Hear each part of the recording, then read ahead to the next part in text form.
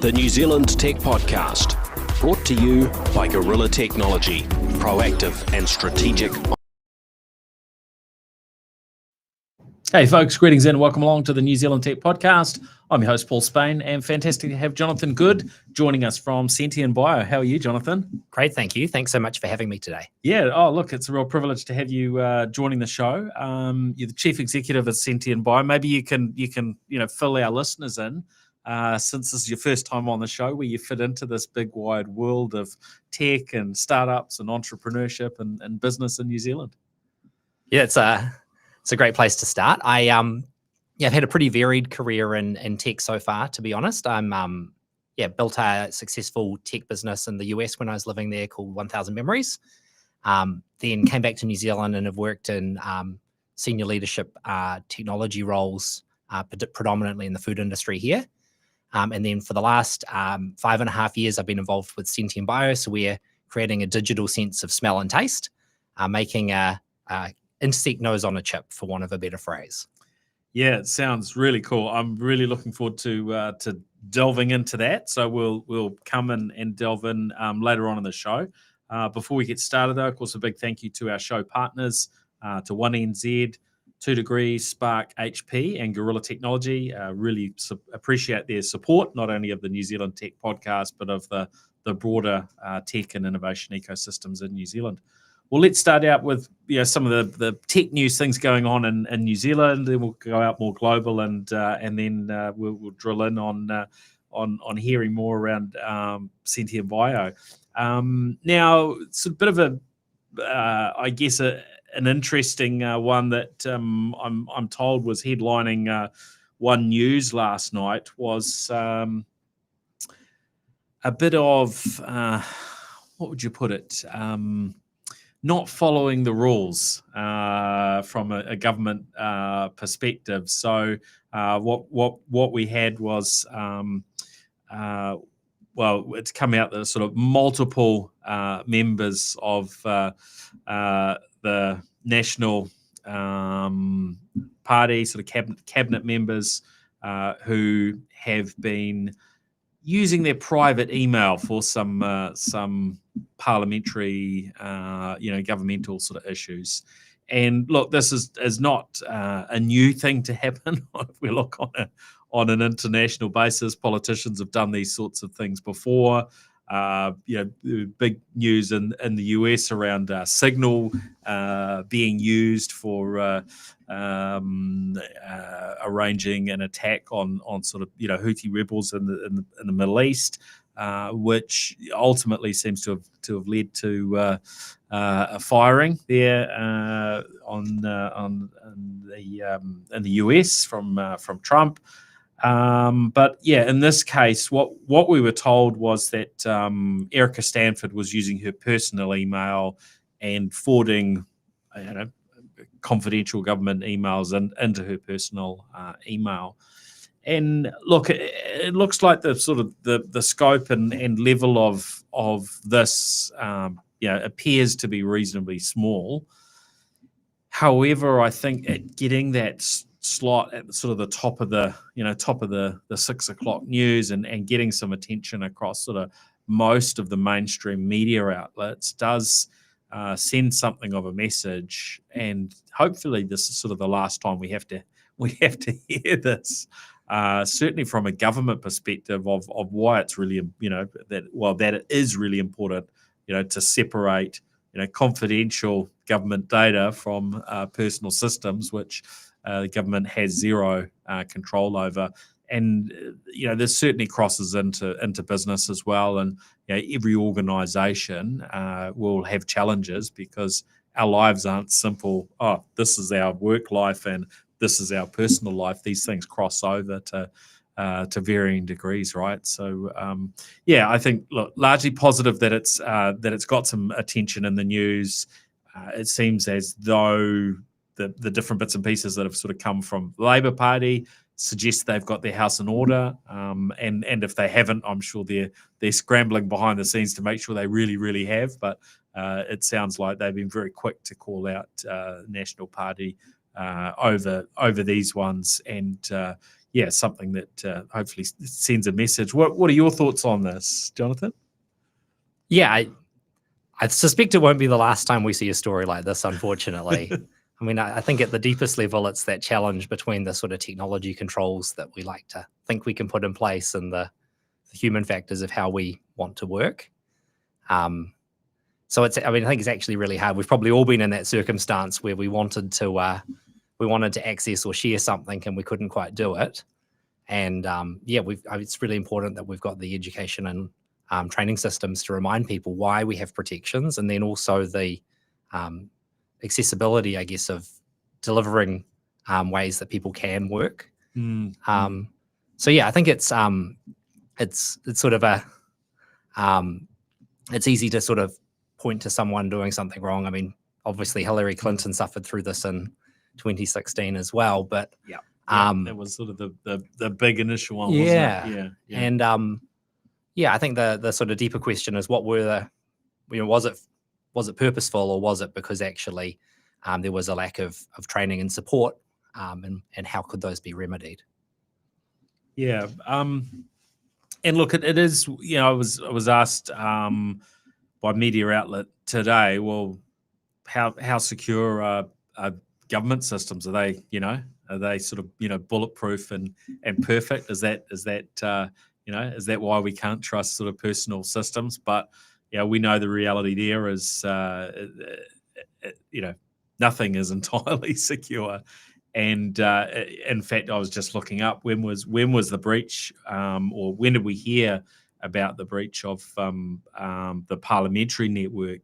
It was March last year, and this was shared by the government, by Judith Collins, and it was a condemnation coming from New Zealand standing with the United Kingdom around what was referred to as the People's Republic of China, a state-backed malicious cyber activity attack that impacted Electoral Commission and targeting members of the UK government in this particular one.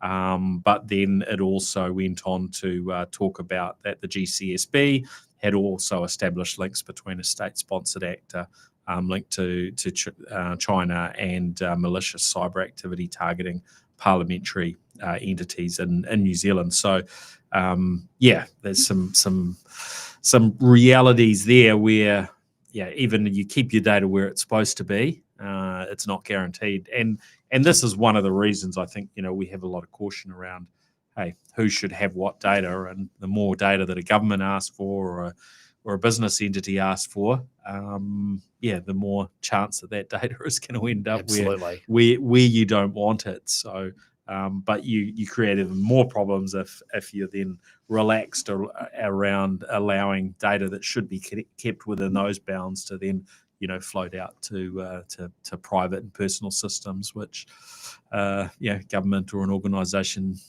usually has zero control over. Ideally, I guess you'd have a couple of different levels in your protections, though. I guess not only the user and the email protections, but how are you managing privileged data and the data objects themselves? What monitoring tools? I mean, I'm interested in how this was discovered. Was it discovered through a positive tool, or was it through more political activity? Yeah, well, when we look at the sort of data breaches that have happened over the year from a government perspective, remember, I know one of the ones I heard about, quite some years ago, I was thinking, they should be able to, they shouldn't be getting caught with this. It might have been, trying to remember which government entity it was, whether it was, Inland Revenue or, not quite sure. But when I had a look at it, you thought, well, with the right sort of data classification, exactly.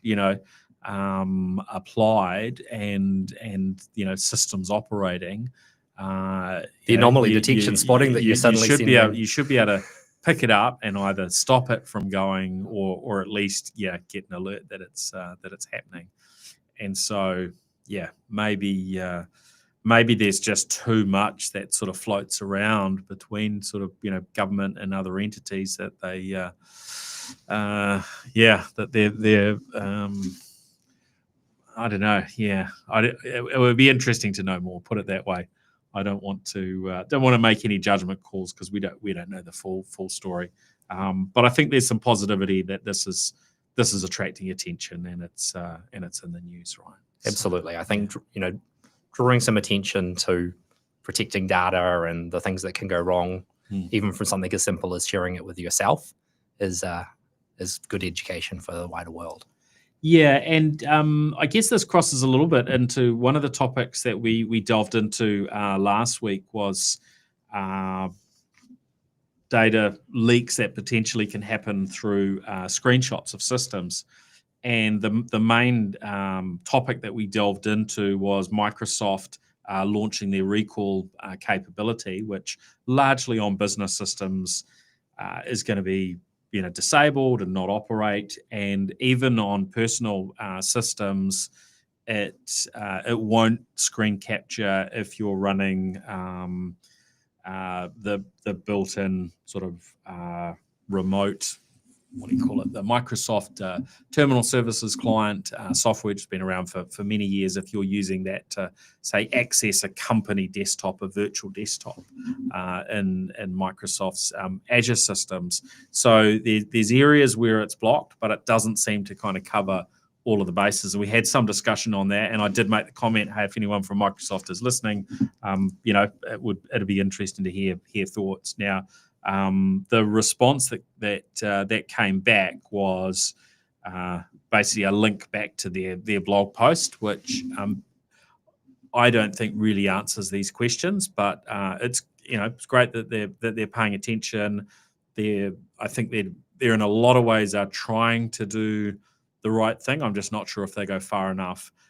The other thing that I touched on very briefly was that there was an organization that has software for screen capturing a desktop for remote workers so that their manager can check in and see whether they're really working and so on, which I guess some organizations use that. It's not the sort of technology I'm keen on at all, and this is probably one of the many reasons. Employee monitoring software, they call it.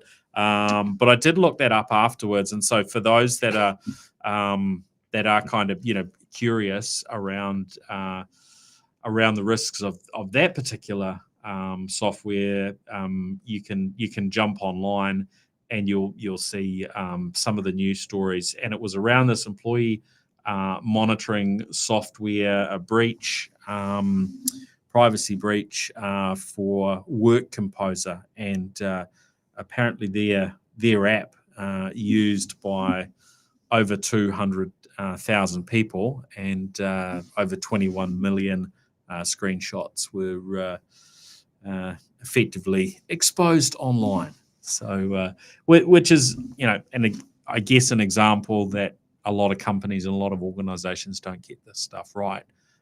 You would think if your job was taking screenshots of confidential information, that your number one thing would be making sure you really had that locked down. But I guess it doesn't always play out like that, does it? No, I think it's really important when you're engaging with a software vendor to think about what security practices they've got in place. I have to say, I still struggle to see why managers want to look at this, and maybe it's a failure of my imagination, but if you want to track productivity, watching someone's screen doesn't seem that interesting to me. No. You mentioned the manager wants to see if the employee is really working. I mean, is the manager really working if they're just looking at these screenshots all day? Yeah. I can imagine that it must be for a sort of exceptional cases would be my guess. But the problem is, as soon as you put that type of tool in place, what does that say to your people and the erosion of trust and so on. So and you're just expanding your attack surface area with all of this new information in a new place. Exactly. Yeah. So lessons to be learned for all of us. Now, news, across the media, but RNZ had, I guess a reasonable piece talking about Health NZ confirming that well, what their headline says, a third of all IT roles to be cut. Now it's a little bit more nuanced than that, isn't it? You made the comment when we were chatting before that it's not exactly a third of all roles, because they've got a lot of roles that actually aren't filled. So it's not that they're going to stop advertising some of the roles. So they're talking around 1,815 roles had been disestablished, but that was not actually a full reflection of the number of people who would be exited and losing their jobs. But still, we're talking about a significant impact on those that are working in Te Wharaora and Health NZ, and I guess usually if you were looking for work and you'd taken a role within government, you would expect that to be a reasonably safe place to be. So yeah, quite a shock. Although I think this is, there's been an awareness that a level of downsizing was going to happen here, but still pretty difficult circumstance for all of those folks, and probably raises a few questions around, well, what does this mean if we're making such deep cuts when, I think most in the technology sector would look at technology as being something that, uplifts, improves productivity, brings better outcomes. If you're going to spend $1 anywhere, well, spending it on the technological front is a place to get a really, really good result. What are your thoughts on this one? Yeah, it's certainly a slightly confusing thing to get your head around, as you mentioned, with the numbers. I mean, the overall numbers are sort of astounding at the 1,850 roles in the headline. And I mean, I just sort of wanted to do a bit of a reality check on that. It's the same order of magnitude as the number of senior doctors, which is sort of surprising to me from the outside. But yeah, just in terms of the sheer number of people. Yeah, I guess when you think of the hospital system involved, that you've got a lot more people in IT than you do in terms of doctors. Yeah. I mean, my wife's a doctor in the hospital, so I should confess that from the outset. So you've got a bit of an inside look into the realities. Some anecdotes. But I think, as you say, I mean, obviously the health system is in drastic need of transformation, and also has this amazing opportunity. I mean, some of the things that are going on in health tech, and there's some amazing Kiwi companies leading in that space as well, are incredible. And how we, serve all of the needs of a aging population efficiently is a pretty hard challenge. So, I guess that I don't quite know how to sort of square the circle of connecting that to the numbers, but you certainly want a dynamic organization that is sort of constantly evolving, I think, in this context. And I was really struck that 750 of the roles were vacant, as sort of a quarter of the overall roles, and didn't seem to be filled. And that suggests maybe like a bit more focus on organization design and evolution would probably really help. There's very diverse set of requirements within the hospital system, and lots of legacy and lots of new opportunities. And so I think, really good technology design can make a pretty big difference there, both from the economic outcomes and the health and prosperity outcomes we're looking for as well. Yeah, look, I think there are considerable complexities for organizations that have been around for some time, because you end up with a lot of legacy sort of systems. And we've looked at sort of some past issues and challenges in the health sector. When we saw what happened to the Waikato DHB with having their systems compromised. One of the things you come back to is all these old legacy systems that need a level of maintenance. And I think that's actually an area we maybe don't delve into enough. And so we end up, And I look, I don't know how you would get this right across, the entire health system, public health system in New Zealand, right? Because you will ultimately have thousands of different bits and pieces of technology that are all connected together, and some of those will have been made as probably quite strategic decisions 20 years ago or something, right? And then other things that have not been made and with probably the same sort of rigor, and you need to be able to keep all those systems running and ideally secure and all talking to each other.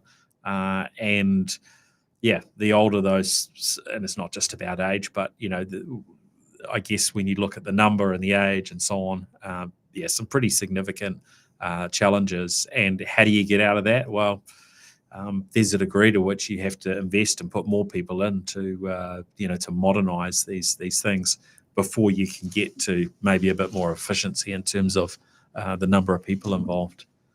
Yeah, and I think hopefully it's not a case of not being able to do anything new in the meantime.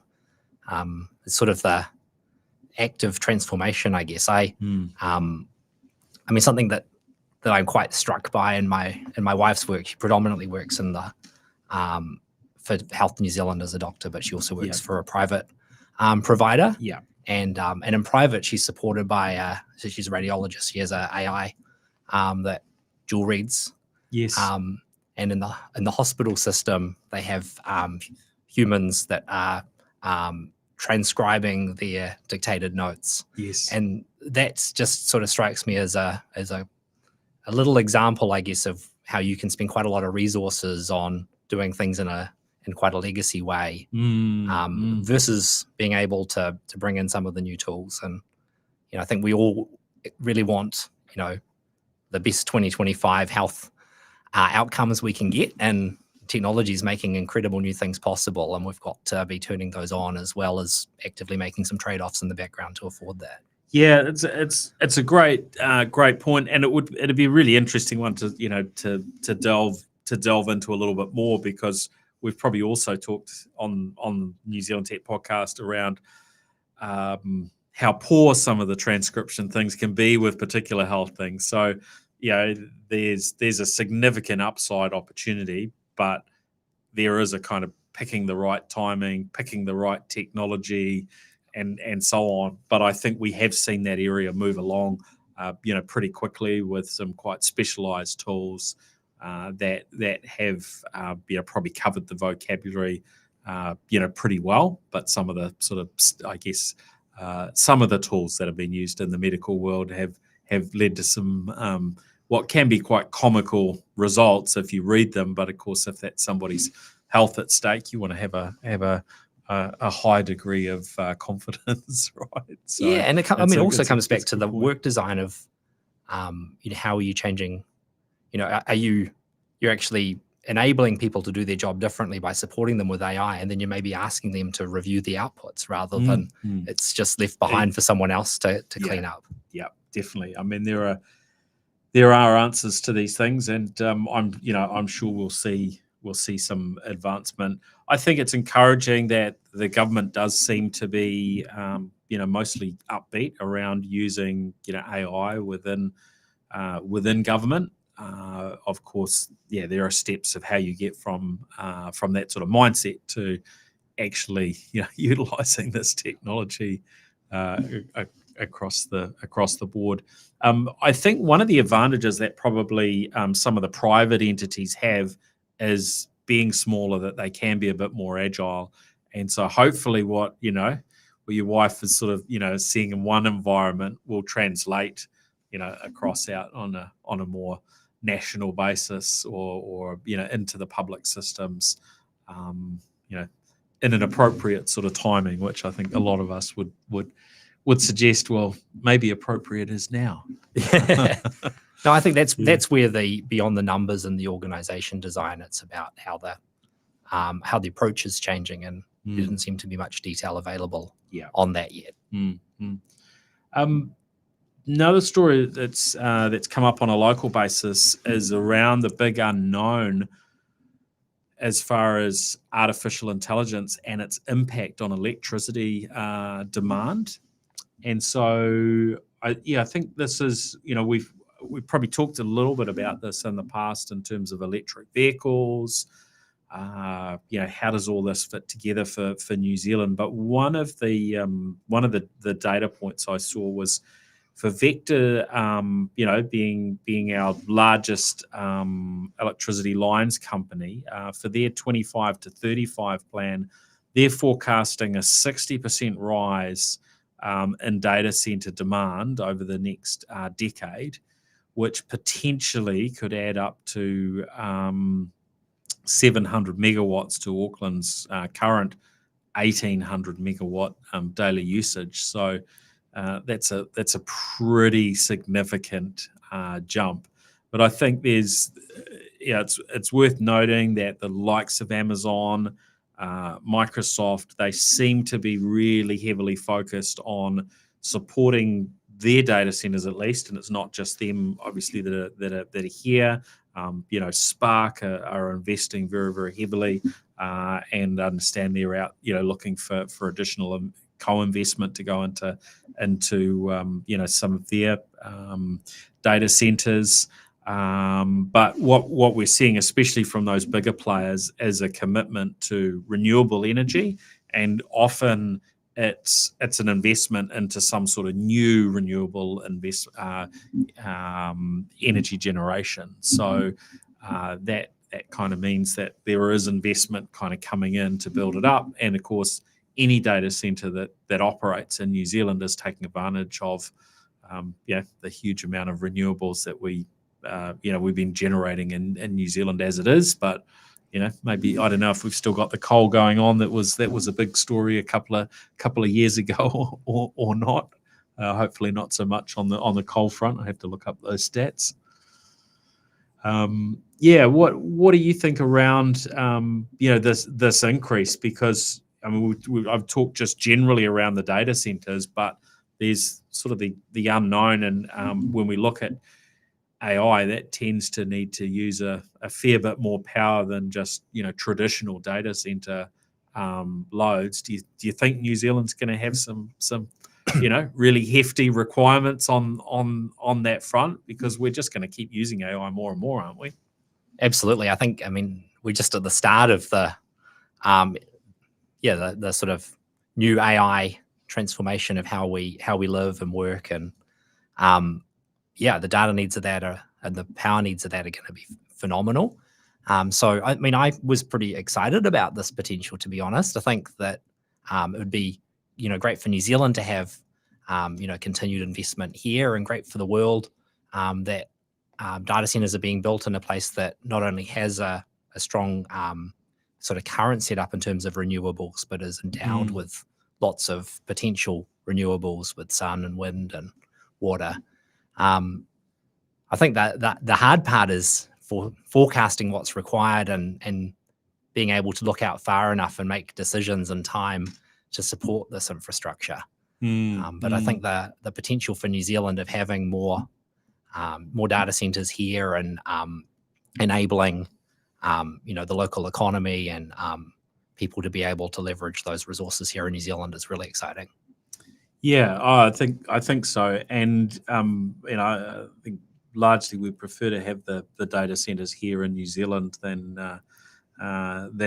elsewhere.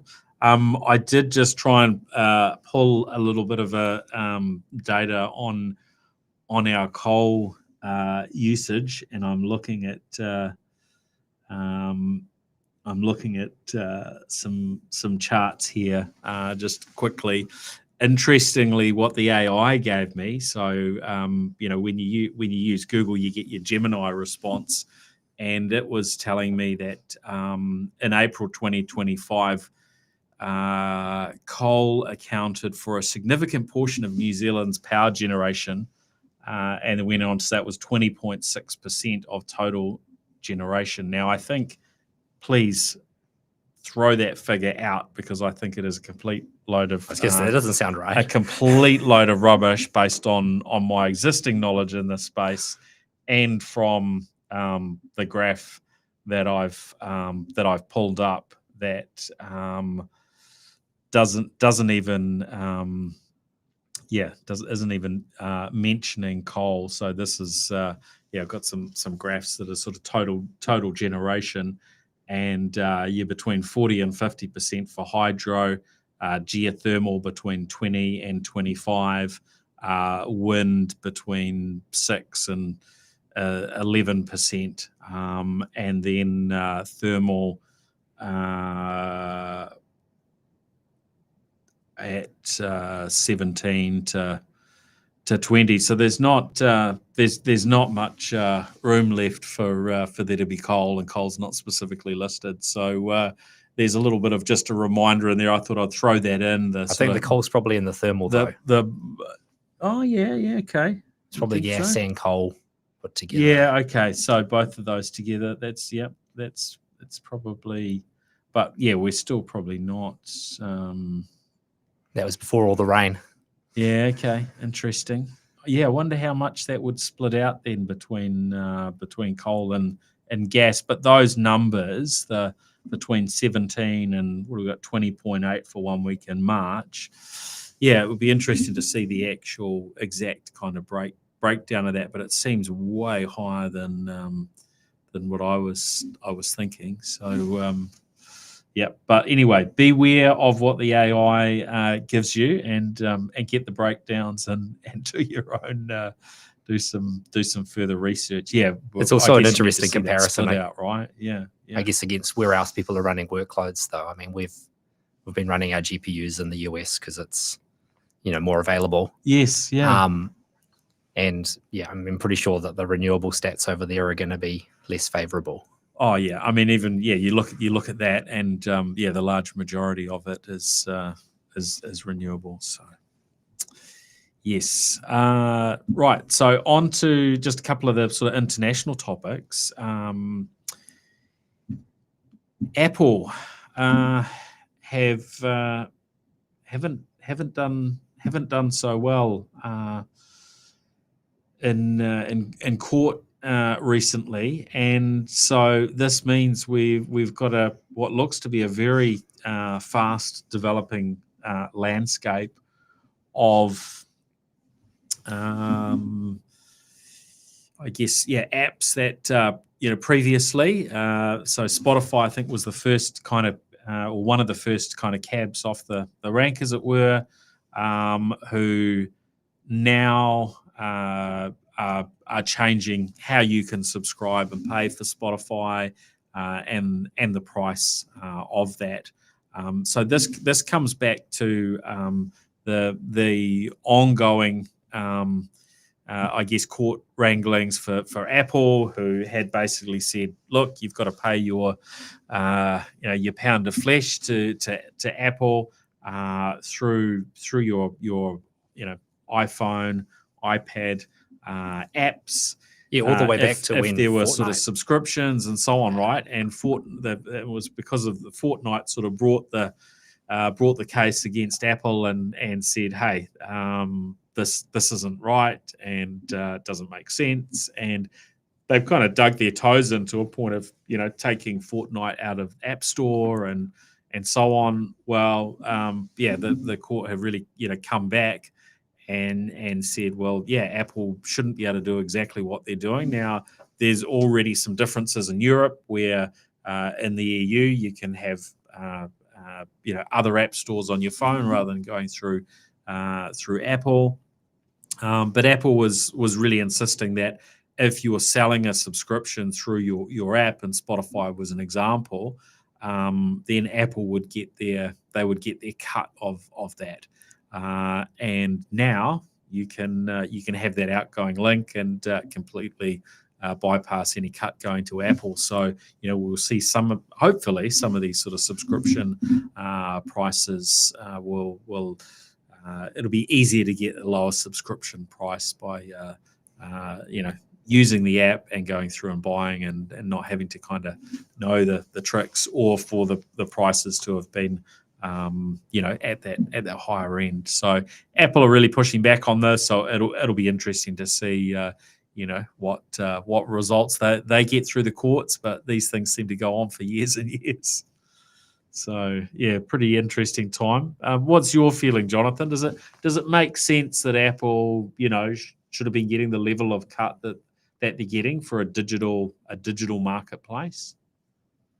Yeah, well, I think it's not just that; it's also stopping people being able to purchase somewhere else without taking their own cut. The sort of 27% off platform fee that I mean, I think most people, when they look at it, would say that seems pretty unfair. And obviously the courts have found that, and now Apple's responded. But it seems to me, great boon for consumers that there might be a little bit of relief on subscription prices as hopefully some of this value is returned to consumers. I mean, the App Store is bigger than Hollywood, right? It's $100 billion a year in revenue. So it's pretty material numbers we're talking about here.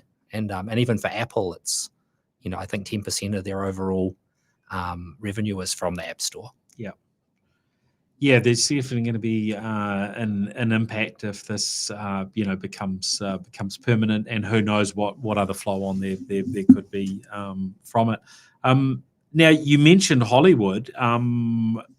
Trump is apparently indicating 100% tariffs on movies produced in foreign lands. So, here in New Zealand, we create a lot of content. I guess it fits under Tech Podcast because a lot of it's distributed digitally and so on. And I guess these days, sort of cinemas, generally tend to have a form of digital streaming. But if they go ahead with this, that could have a massive impact on New Zealand, where we've been generally trying to grow the level of sort of film and television production here, but that could be in a difficult position if this goes ahead. So this is all part of the unknowns with what's going on under Trump at the moment, isn't it? Part of the hour by hour confusion. Yes, yeah. So I guess I'd like to hope that doesn't happen, but this is something that I guess we have to sort of sit out and see how it plays out. Just a couple of other things on the international front.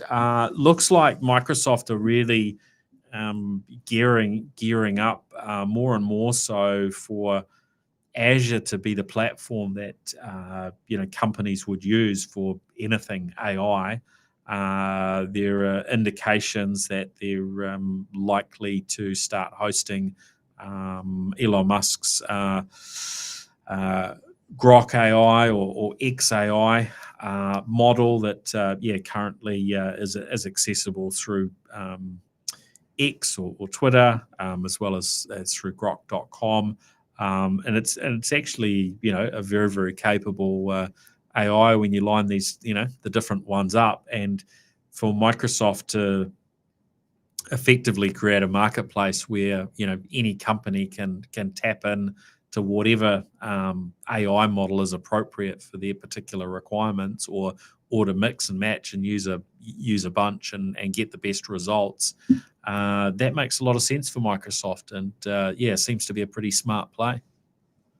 It sure does. I mean, I think they've really set themselves up as being the place where you can find the best AI tools.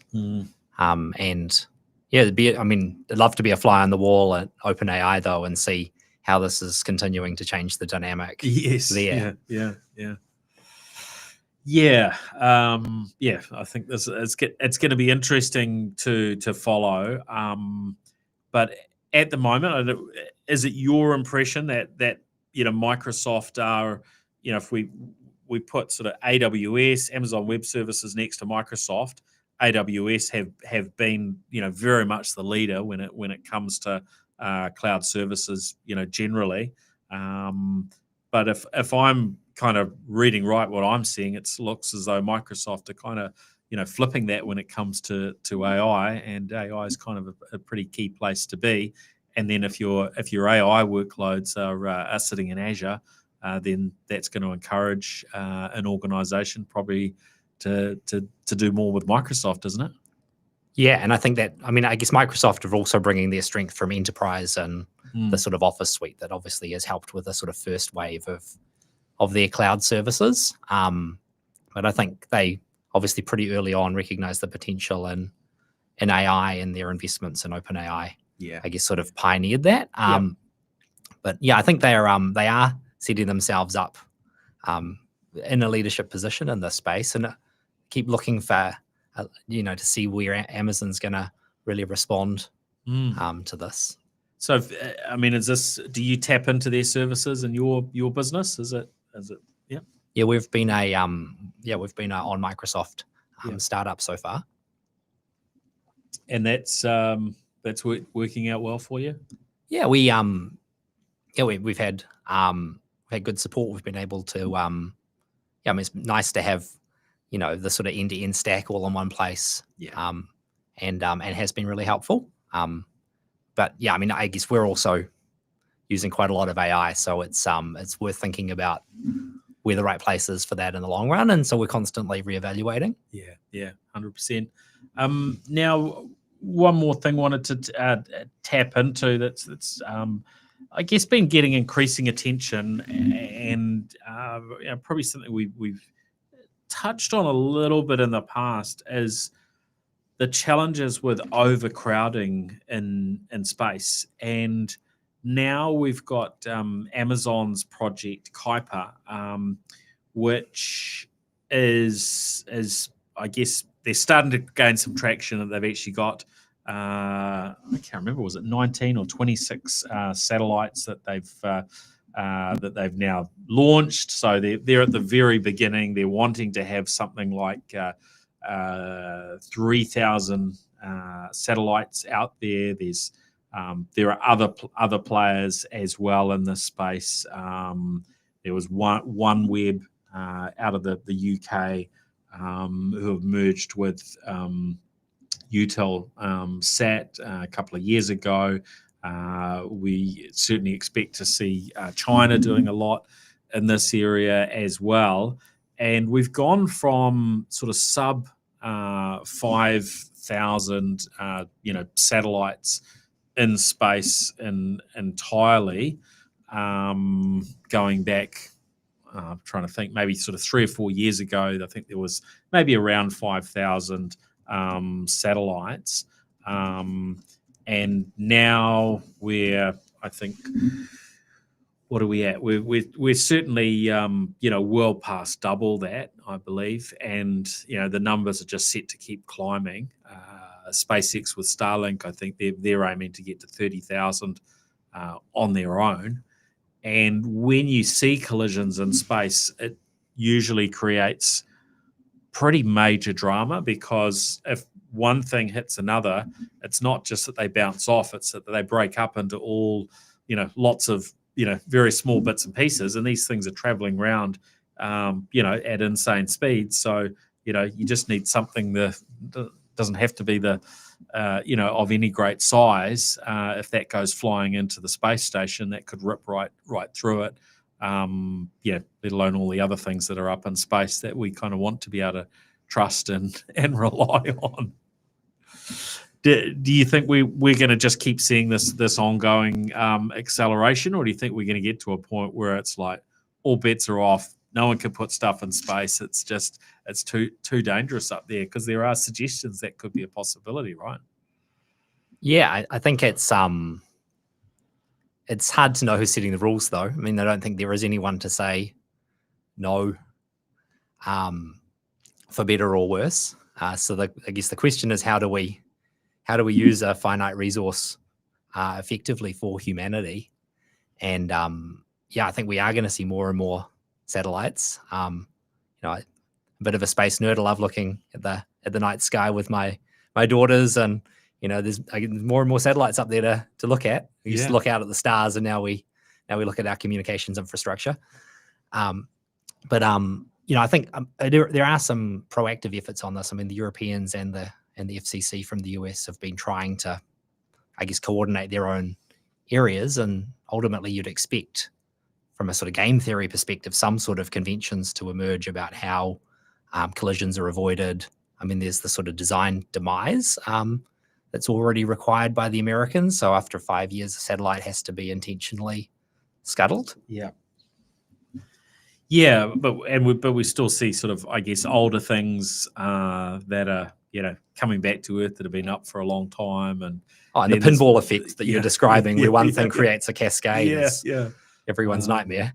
So I think this, will be an interesting one to see how, I guess, it is as people, we have to solve it, and it's something that we've got to work together on a global basis. And there probably aren't, I mean, there are other things that are similar, but nothing exactly like this, where we have to put our heads together and hopefully end up with some reasonable sort of consensus. And then you've got some of these satellites that can go and kind of tidy things up, and you kind of hope that side of it gets worked out well. But once you start getting into wars and whatnot, and we're in the middle of these sort of things right now, then all bets can be off on how some of these things play out. So it's really quite hard to pick where we end up exactly in the future.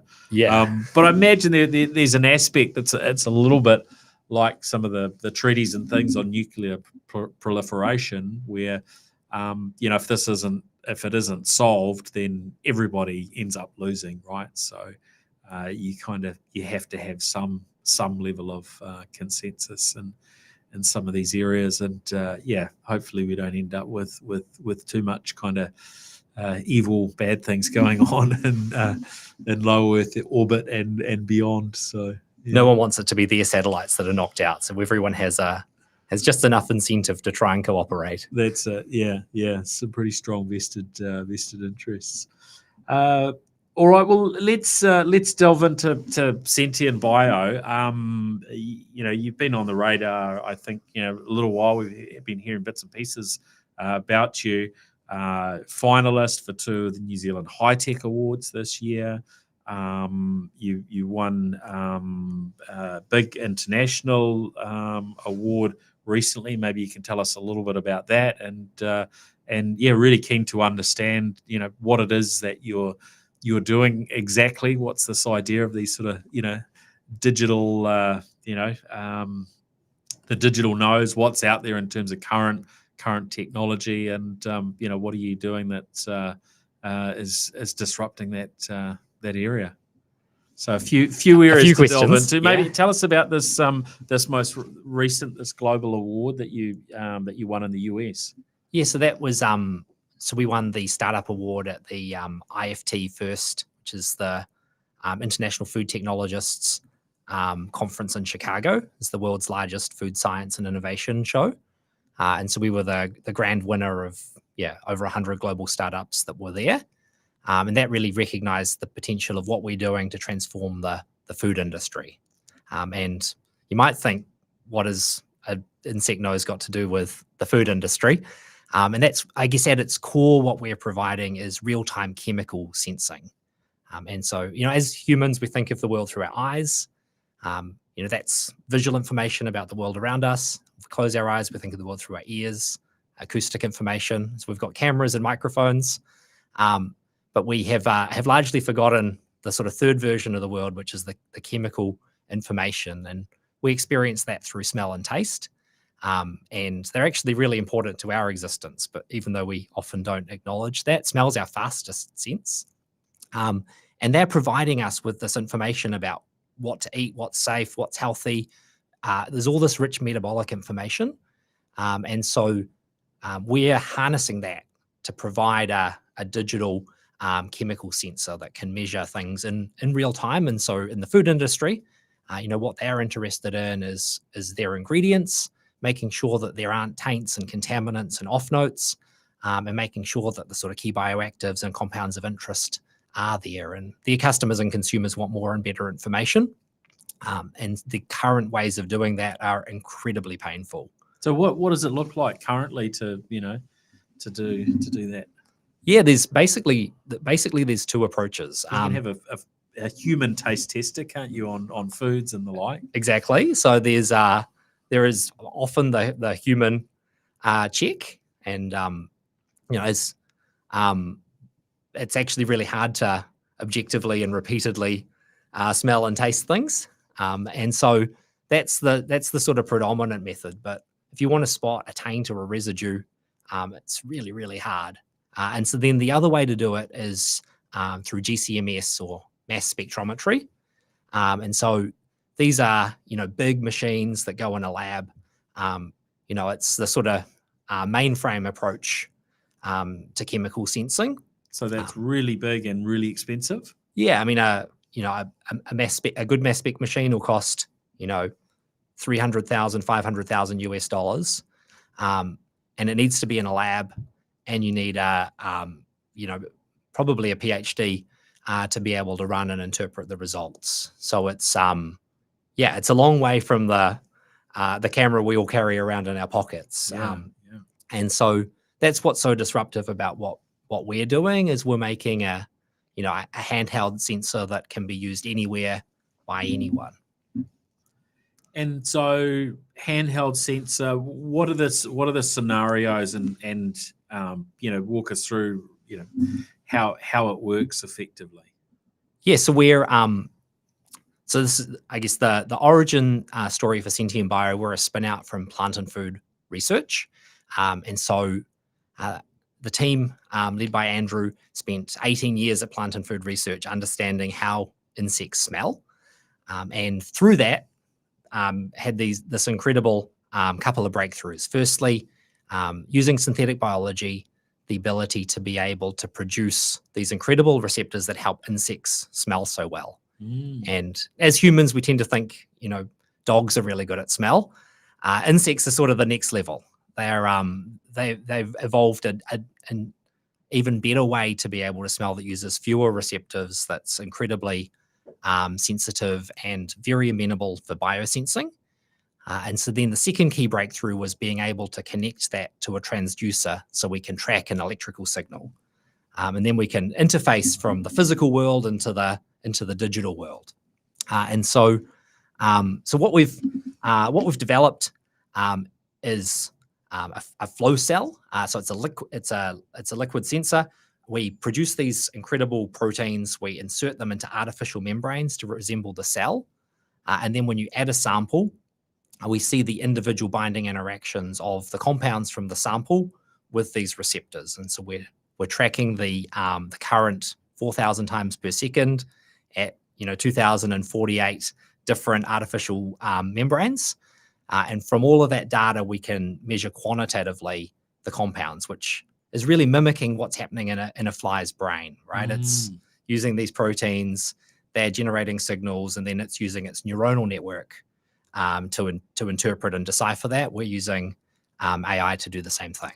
Wow, that's super impressive. Now, how do you where are you down sort of a commercialization track, and what are the next steps to taking what you've invented out to the world?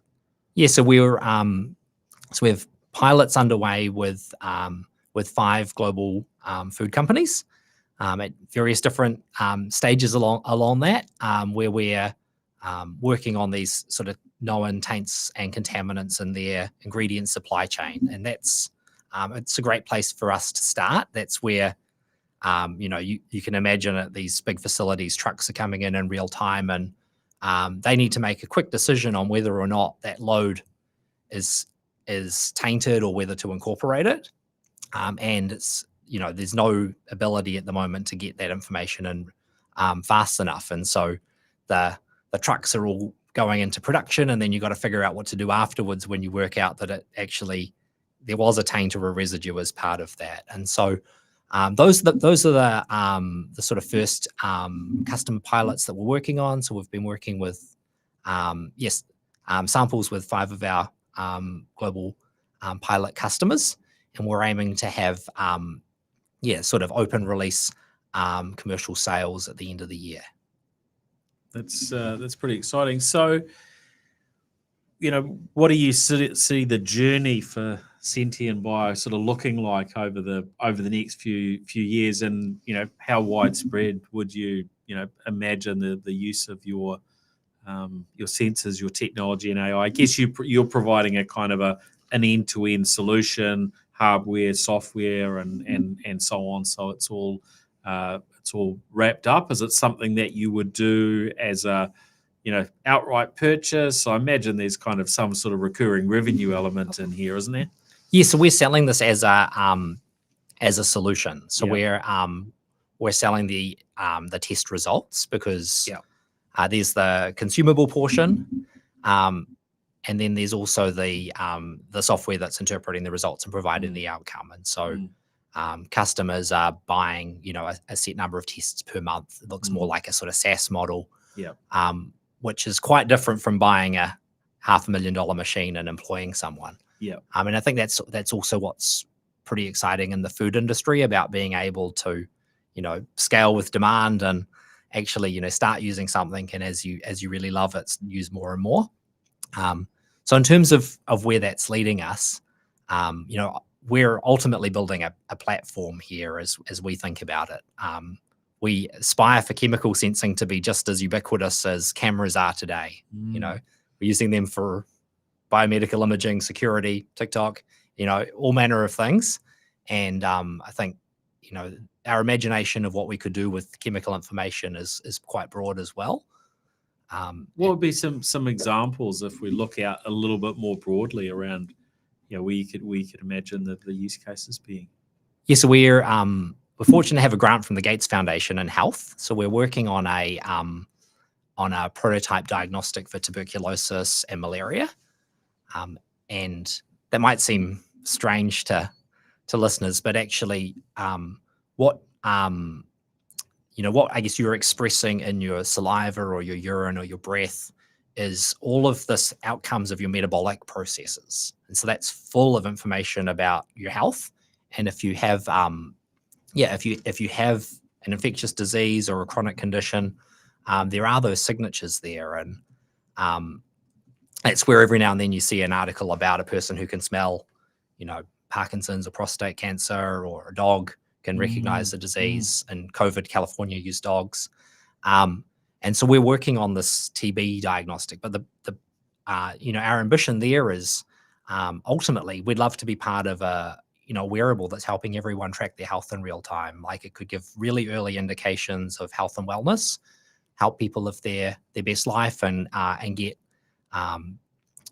early treatment or help or augmentation for things that might be spotted early.